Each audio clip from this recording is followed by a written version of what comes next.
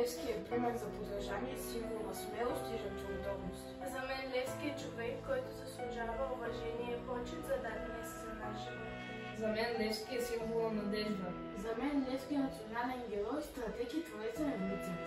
За мен Левски е идеален пример за човек, който иска най-много да е свободен.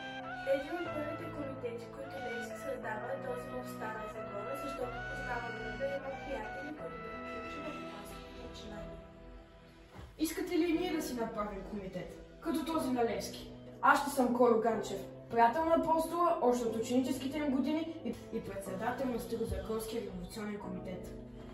Аз ще съм поп Минчо Кънчев, който многократно е придружавал Васил Левски по време на обиколките му из Старозагорско. Също съм чел и неговата видреса.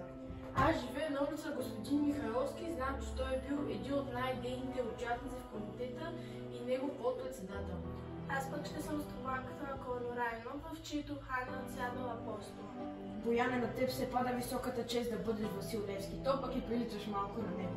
Приемам с благодарност предложението. Аз намерих клетвата, с която апостол е закревал революционерите.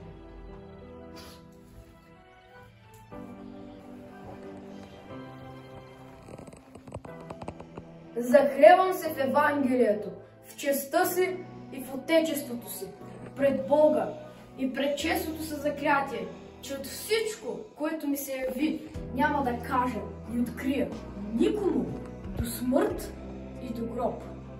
Заклевам се и обещавам, какво че полагам за святата тази цел живот и имот.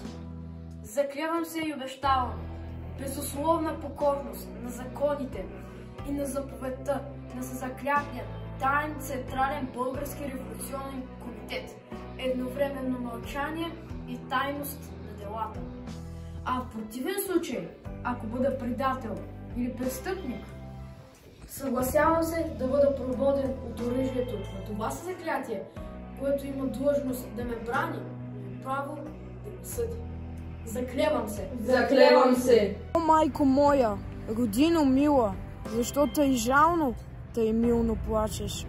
Гарване, и ти, птицо проклета, на чий гроб там тъй грозно грачеш? Ох, зная, че плачеш, майко. Зато и че ти си черна рубиня. Зато и че твоя свещен глас, майко, е глас без помощ, глас в пустиня. Плачи, там близо край град София стърчи. Аз видях черно бесило и твой един син Българио. Виси на него със страшна сила. Гарванът грач, грозно зовещо. Псета и вълци вият в полята. Старци се молят богогорещо. Жените плачат, пищят децата. Зимата пее своята зла песен. Вихрове гонят тръни в полето. И студ, и мраз, и плач без надежда навяват на теб скръб на сърцето.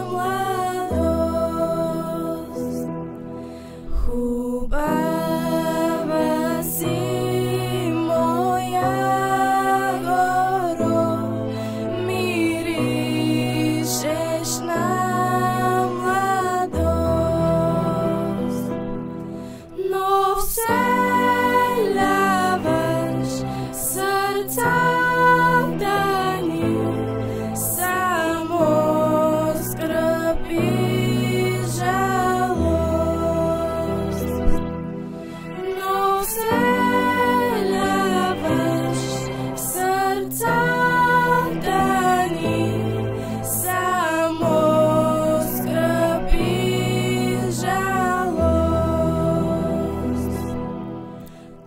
и той